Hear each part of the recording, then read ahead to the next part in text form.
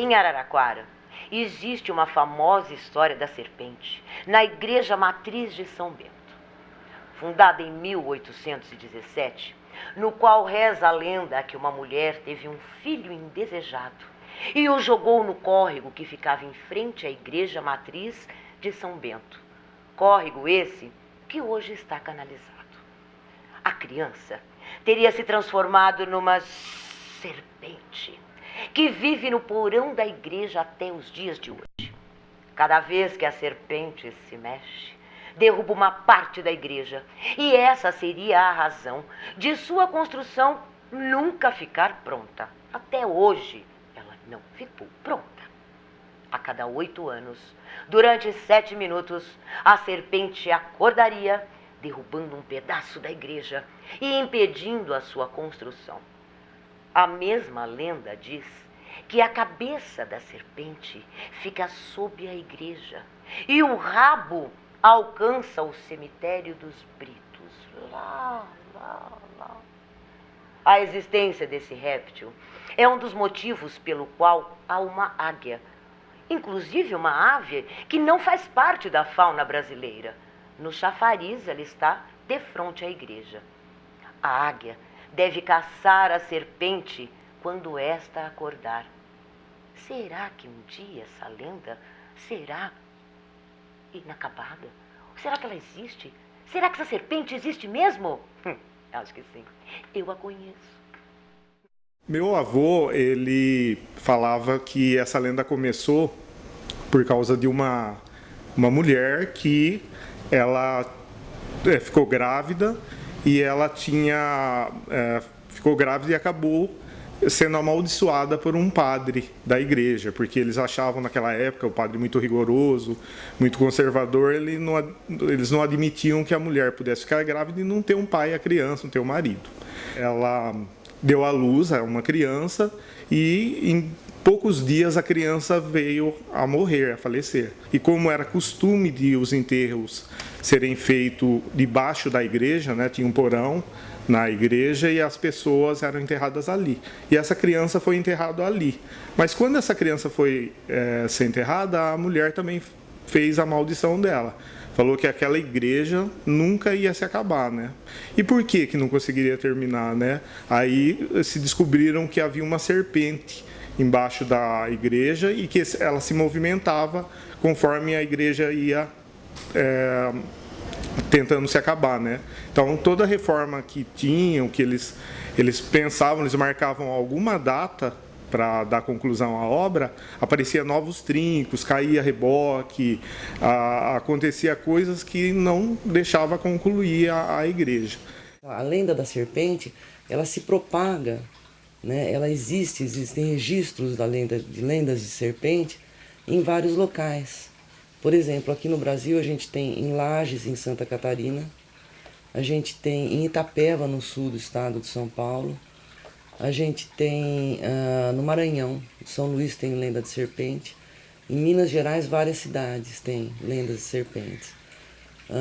Isso aí é uma recorrência da serpente porque você cria arquétipos mesmo. Então a serpente ela tá vinculada à figura do mal, porque ela troca de pele, então ela traduziria a falsidade, ela traduziria o fato de ser esquiva, ela não pisca, ela é fria e ela é letal, né? Então não é gratuito que você tenha essa recorrência da serpente como o simbolismo de histórias e de memórias dos cidadãos e das comunidades. O imaginário popular ele vai construindo algumas coisas que acontecem em paralelo. Você tem de um lado a Igreja dos Britos, né, quando um lugar ali é enterrado, e aí os milagres todos, que é o lado bom, vamos dizer. E você tem de outro lado o lado da maldição. A maldição se traduz através da presença da serpente. Então a igreja não haveria igreja, que é o Campo Santo, que sobrevivesse naquele local, né? E a cidade estaria sob permanente ameaça de um animal tão grande que poderia esmagar, destruir a qualquer momento. A partir disso daí você cria várias vertentes no imaginário popular. Desde de que a igreja ela estaria a ponto de cair, né? E aí todas as igrejas, foram vários templos construídos naquele local, não conseguiriam se manter. Na verdade, a gente sabe que não conseguiram se manter porque foram demolidas para a construção de outras. Tá?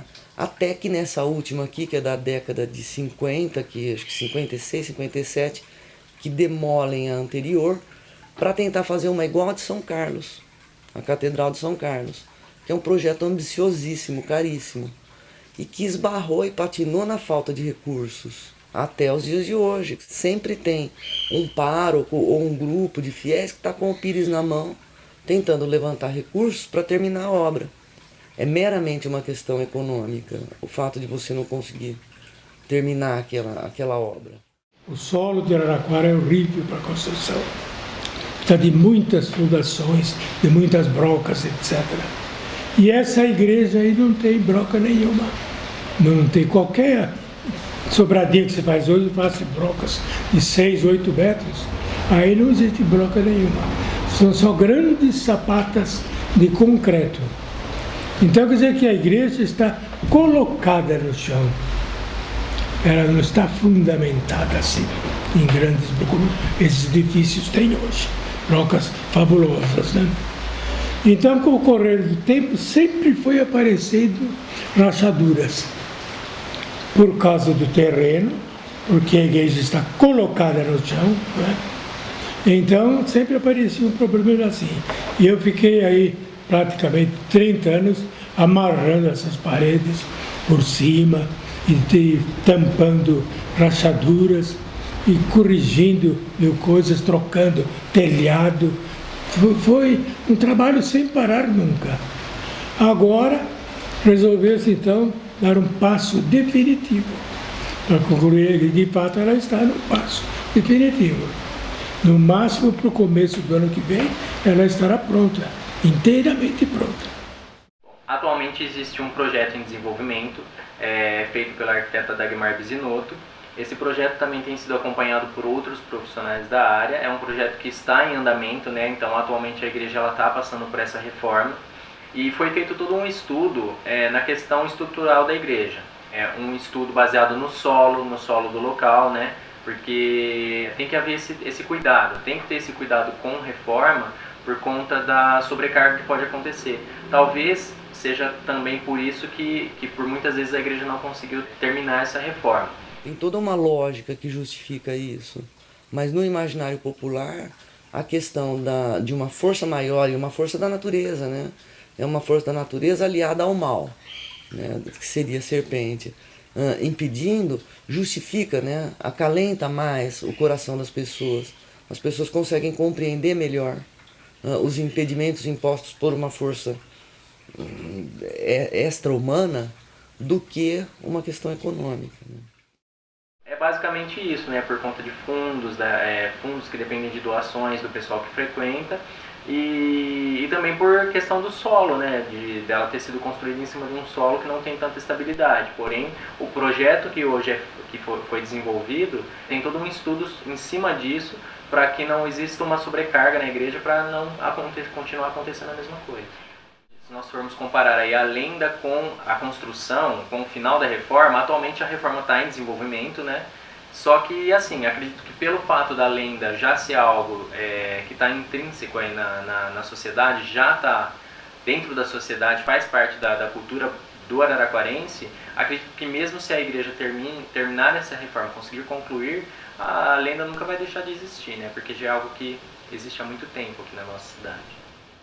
Se passaram muitos anos, né, ouvindo sobre essa lenda, e na minha infância eu acreditei muito que essa serpente existia, que se movia e que danificava a igreja, né, não deixava ela ser concluída. E mesmo hoje, que passaram muitos anos, né, ainda lembro do que o meu avô falava e sei que a igreja não vai ser concluída, a reforma não vai acabar.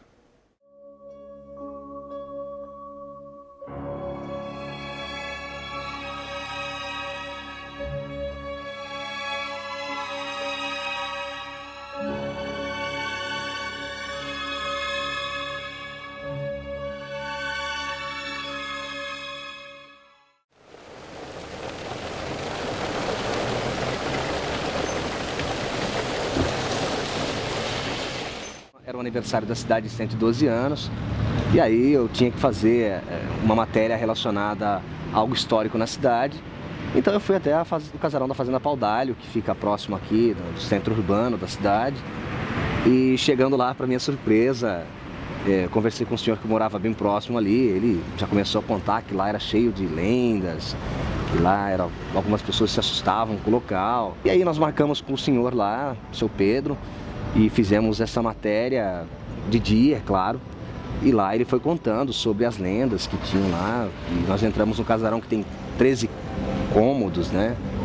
Tudo muito antigo, onde viviam os escravos. Cada compartimento da casa com seu detalhe. A casa era feita, tinha estrutura de madeira, assoalho de madeira.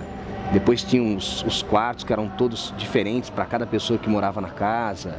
No teto da casa tinha uma cúpula, onde o senhor que morava lá, o Barão do Café na época, a cúpula era feita exatamente para ele ver os trabalhadores, né, que eram os escravos trabalhando. E um fato interessante também, que nessa casa, próximo da casa, tinha um sino enorme, né? E esse sino era batido pelo senhor quando ele queria chamar os escravos, os trabalhadores. Então ele batia esse sino e os escravos se reuniam ali próximo da casa. Então tudo chamou muita atenção pelos detalhes que ainda tem na casa. E ali a gente foi, a cada momento que foi fazendo a matéria, como todo repórter, né? Cada assunto que é falado você vai tentando extrair ao máximo. Nós fomos conversando com o seu Pedro e o seu Pedro foi falando cada detalhe da casa, até aí tudo bem. Mas quando ele começou a falar das lendas, dos fatos assustadores, foi aí que realmente chamou a atenção. Sempre que íamos até esse local, as pessoas nos diziam que existiam várias lendas sobre aquela casa abandonada, a casa abandonada dos Correia. E uma das grandes lendas que sempre se falavam era sobre o sino que existe nesse local, né? Sempre que nós chegávamos a essa casa, as pessoas falavam: cuidado que existe a lenda do sino. E também existe a lenda do escravo que ronda a fazenda em alguns dias de lua cheia, enfim. Né? E aí a conversa foi indo e uma das pessoas nos falou que o sino, haviam roubado o sino, mas depois que ficaram sabendo da lenda do sino, que quem rouba o sino morre, a pessoa devolveu o sino. Tanto é que o sino está lá até hoje.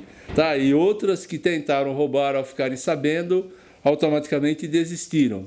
Tá? E aí essa lenda é até hoje. Né? Eu acho que ela é tão forte que é por isso que o sino está lá até hoje e ninguém mexeu. E a outra é do escravo Romão, né? Que viveu na fazenda por muito tempo. Né? Inclusive ele ganhou uma casa na fazenda, no lado de baixo, próximo do córrego do Pinheirinho, que nascia dentro da fazenda, né, uma das propriedades da fazenda, e que ao anoitecer ou nas madrugadas, principalmente de lua cheia, que é quando os lobisomens, como diz a lenda, saem, né, em busca de algumas aventuras, ele aparecia pela fazenda andando. Algumas pessoas disseram que chegaram a vê-lo, mas também é uma lenda, nunca ninguém ouviu, pelo menos até que eu tenha conhecimento. E tem a parte espiritual. A parte espiritual que eu presenciei, tive como testemunha o motorista aqui da pracinha chamado Seu Nelson. Havia um senhor de bigode finos, alto, e acompanhado de umas mulheres de cabelos compridos. E chamou a atenção na porta, chamou a atenção dele, de que não queria gente lá dentro usando drogas, fumando, e porque aqui se reúne a família. Eu sonhei que eu subi a escada, fui na parte de cima, encontrei a família do seu Ottoni, todos deitados no chão, acobertado por um cobertor cinza. Então, aí se completa de que realmente existem espíritos que simpatizam pelo local. Eles partem, mas gostam de visitar o lugar querido. Uma das pessoas que moravam lá na casa também disse que em uma conversa espiritual, o seu Otônio Correia chegou para ele e pediu encarecidamente que ele proibisse as pessoas de irem consumir droga lá. Por quê? Porque em determinados dias da semana, né, dentro do espiritismo existem alguns dias que você se reúne, geralmente segunda, quarta e sexta, eles se reuniam, né, toda a família se reunia no andar superior e com a presença das pessoas que estavam consumindo droga ali, a energia não era muito boa e eles não poderiam mais estar vindo para participarem das reuniões. Acontece que hoje os consumidores de droga não vão mais lá, mas só que a casa também não tem mais condições nenhuma de nada, né? Porque ela está caindo. Hoje existem umas árvores já nascendo dentro da casa, pelo fato do telhado estar deteriorado, enfim, a casa está toda deteriorada. Então, basicamente, as lendas, as 3 lendas ou as 2 lendas que se dizem daquele local são essas aí. Nunca ninguém viu, o sino está lá, graças a Deus, né? E é essa história que os mais antigos conhecem, né? Porque nos tempos de hoje as pessoas nem estão interessadas mais por isso. Na realidade, algumas das pessoas que vão lá, elas vão lá para pegarem o que restou de lá. Mas como não restou nada, mais nada elas podem pegar. Os casarões antigos, casas e casarões antigos, eles estão sempre associados a algum tipo de assombração, fantasma. Por quê? Por conta dos ruídos que eles costumam emitir. Na realidade, o que são esses ruídos? Esses tipos de construções, elas costumam ter muito madeiramento. E por conta de ser um madeiramento muito antigo também, né, eles acabam emitindo ruídos diferentes. Mas, na realidade, o que são esses ruídos? Esse tipo de construção, os casarões, eles costumam ter basicamente muito madeiramento. E o que acontece? O som, o tipo de som que é emitido por ele, nada mais é do que a madeira se adaptando ao ambiente. Como que funciona isso? Quando ocorre um aumento muito grande da temperatura, então conforme vai ficando mais calor, ela vai se dilatando e vai emitindo ruídos. Da mesma maneira ocorre quando a temperatura cai. Quando vai ficando frio, ela vai se comprimindo e também vai emitindo ruídos. O pessoal costuma associar esse tipo de ruído com fantasma e assombração, já por conta de ser uma construção antiga. Isso é uma questão cultural, já está aí na sociedade, né? O pessoal associa casas antigas à assombração. Só que por conta também desses lugares serem muito grandes, também acontece de ocorrer um pouco de eco, e é basicamente isso. São os sons que são emitidos pela expansão e compressão da madeira.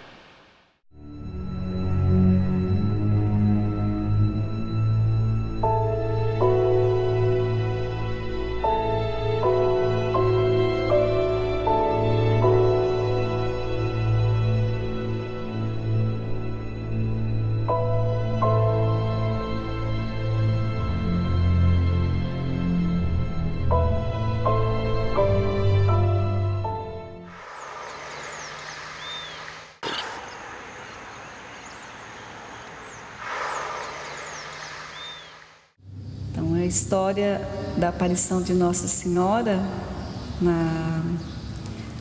na fazenda foi assim uma coisa que eu fiquei sabendo pelas pessoas da cidade, né, que tinha acontecido esse fato, que me contaram, né, que tinha uma pessoa trabalhando na fazenda e era noite e ele, com a iluminação do trator, né, que ele trabalhava, ele iluminou uma porta, assim, sem querer, virando assim, e ele parou com o trator, e essa luz do trator ficou na porta. E ele viu que tinha algo diferente, né? Então ele segurou ali aquela iluminação e chamou outras pessoas, e as pessoas, quando olharam, viram que realmente eles estavam vendo uma imagem, e que eles já assim acreditaram que seria a imagem de Nossa Senhora, né? Nossa Senhora Aparecida. Um dia de semana, que não lembro bem se foi segunda-feira ou terça-feira, chegou 2 pessoas, sendo uma delas o administrador da Fazenda Java, que assim, angustiado, preocupado, e me explicando assim o motivo que ele foi até a casa paroquial levando então a porta que na fazenda Java foi assim motivo assim dessa experiência religiosa que muitas pessoas puderam assim também viver e constatar. Aí eu pedi então que eles trouxessem até o salão paroquial, aqui em frente à igreja matriz, ficasse tranquilo, porque eles estavam na fé que eles tinham também, o que eles tinham vivido também da experiência na fazenda Java, eles assim estavam como que angustiados, onde deixar a porta, né? Já que na fazenda ela não podia permanecer. E aí começou, né? Tudo começou. Outras pessoas começaram a ver, e aí foi se espalhando. E aí foi quando toda a cidade queria também ver, né? Era um acontecimento assim que chamava a atenção de todo mundo. Aí muitas pessoas iam para a fazenda para ver. Então ia ônibus cheio de gente, né? E eles iam lá para ver, e um falava que tinha visto, outro que tinha visto, e eu, curiosa também, né? Falei, deixei lá para ver também, e fui. Estava cheio de gente, nós andamos assim pelo mato até chegar, porque a condução não podia chegar até o local, né? Mas chegamos lá e a gente olhava, quando iluminava a porta, aparecia mesmo os traços, né, de Nossa Senhora Aparecida. E a gente ficou olhando tudo, vimos, e a gente sempre fica assim um pouco, não é tudo que a gente olha, que a gente tem que acreditar que porque às vezes, né, pode ser uma ilusão da cabeça da gente, mas assim, era uma coisa assim muito sobrenatural mesmo, né? A própria casa, fiquei sabendo assim, que foi até demolida para não ter assim visita, comparecimento de pessoas, tipo romarias, né? Ficou no salão paroquial uns dias e levamos depois também imediatamente, na mesma semana, para a Capela Nossa Senhora Aparecida, como vocês também constataram, onde continuou tendo assim um fluxo muito grande de pessoas, cada um contando a sua experiência também, do que sentiu, tanto na fazenda como aqui na cidade. E nas missas também, eu procurava assim, também, na mensagem assim, do Evangelho, procurar sempre fazer uma ligação da importância também, né, da fé, que as pessoas, mesmo na simplicidade, podem expressar. E diante de muitas perguntas que na época assim, também surgiram, né, qual a posição da igreja? A igreja procura ver nesses fatos aquilo que pode também fazer o povo crescer, né, na sua expressão de fé, na caminhada de igreja.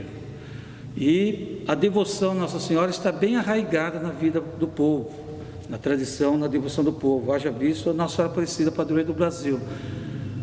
Nesse sentido, como pastor, como sacerdote, procurei sempre também ser compreensivo. As pessoas que vinham até mim, que gostariam também de estar assim nos momentos de celebração, ir até também a porta propriamente dita, né? Muitos assim também me contaram que tiveram assim também uma experiência subjetiva, particular. Alguns não tiveram, outros tiveram. Então o que eu diz que a fé é algo assim também do coração da pessoa. E a igreja tem o papel assim de dar caminhos, de procurar se mostrar de fato o que pode levar melhor ainda o devoto, o fiel, a assim também chegar até Jesus, também naquilo que é da simplicidade da sua religiosidade, e entre elas a devoção a Nossa Senhora. Toda madeira ela é formada por veios, né? Então se você analisar a porta da sua casa, a porta do seu trabalho, enfim, qualquer tipo de madeira, você vai conseguir reparar que essa madeira ela é formada por veios. Esses veios, eles têm um formato parecido, de repente, com o manto de uma santa. Então, eu acredito que a pessoa que tenha visto, por influência, né, da sua fé, dessa questão religiosa, tenha conseguido enxergar essa santa aí, porque o formato é parecido. E também por conta de que, às vezes, esse batente ele sofreu deterioração, ou, de repente, foi envernizado, enfim, acabou fazendo com que surgisse essa forma que se parecesse com uma santa. Mas acredito que seja por influência também da fé da pessoa que tenha visto.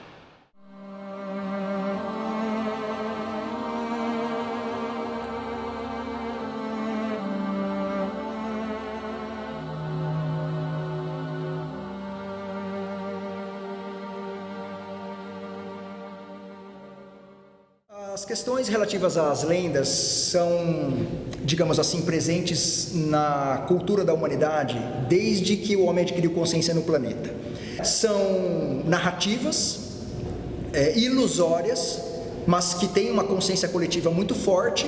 Isso faz parte do paradigma funcionalista, não é? São historietas, anedotas, contos que acabam tendo uma penetração maior em certos núcleos sociais e até fazem, digamos, diferença na vida das pessoas, até o momento em que ou elas se desvencilham daquelas histórias, ou de fato elas continuam vivendo ou convivendo com aquelas narrativas.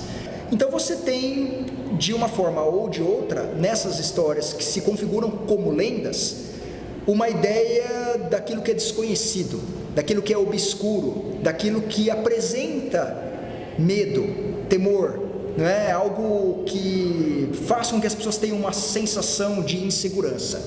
E isso é algo que alimenta a lenda, né? Mas olha, será que tem o homem do saco ali? Ele vai pegar você, né? Mas tem a moça ali, tem o bicho-papão. Tudo isso faz parte, né, de um momento em que alguém inventou alguma coisa e isso acabou sendo disseminado. E quando alguma coisa é disseminada em larga escala, muita gente acredita. Pode ser numa fase infantil, pode ser até a pré-adolescência, ou pode ser inclusive até a fase adulta. Isso depende do que é a lenda, qual é a lenda, mas isso faz parte da cultura popular. Sempre algum viés oral. A vovó conta, a professora conta, o pai ou a mãe, algum amigo, alguém vai dizer, olha, ali tem um bicho, ali tem um monstro, é o pezão, é o monstro do Lago Ness, né? E para muitas pessoas não tem nenhum caráter verídico, mas para outras, né, diz assim, mas realmente precisamos pensar sobre o assunto. Pelo fato de você não ter uma verificação, paira sempre uma dúvida, e essa dúvida, ela é mantida pelo folclore, né? Então as crianças crescem ouvindo aquilo. Chega uma hora que a criança diz assim, coelhinho da Páscoa não existe, Papai Noel não existe, né? Aquele monstro lá do Lago Ness também não existe, o abominável Homem das Neves e tal. Mas lá no lugar da neve vai ser sempre uma atração turística. É aqui que foram vistos, é aqui, ele tem 3 metros. Mas quem que viu? Foi um homem no século XVIII, mas ele documentou. Vai ser sempre um assunto da região. Falar de lenda urbana, na verdade, é retratar também a história das cidades e das localidades através de um outro tipo de abordagem. As lendas, elas normalmente, elas traduzem aquilo que a história não registra de forma escrita. São, vamos dizer, retratos da memória, da memória da população. Por isso que são muito importantes sempre você ter a propagação e o registro dessas lendas. Elas registram momentos, elas registram sentimentos, elas registram interpretações, na verdade, da história de cada lugar. Agora, por que é importante esse tipo de trabalho, esse tipo de... Porque através da manutenção e do registro das lendas, sejam elas quais forem, você tem um registro da história, você preserva, você tem a prevalência da memória das comunidades. E isso é essencial. A gente só tem a compreensão do que acontece hoje na vida da gente, na vida do bairro, na vida da cidade, na vida do estado e do país, através do conhecimento da história e da memória. A gente tem que saber de onde vem, por que vem. E o registro das lendas, ele é tão importante quanto qualquer outro registro escrito, ou hoje em dia você tem outras mídias. Mas porque ele vem do boca a boca. Tá? Ele vem do vizinho que conversou, é um diálogo direto com a comunidade, da comunidade para a comunidade, sem maquiagem, sem rebuscamento. Então é essencial que a gente tenha esse tipo de resgate, porque isso faz com que a memória e a história das comunidades prevaleçam sobre o tempo.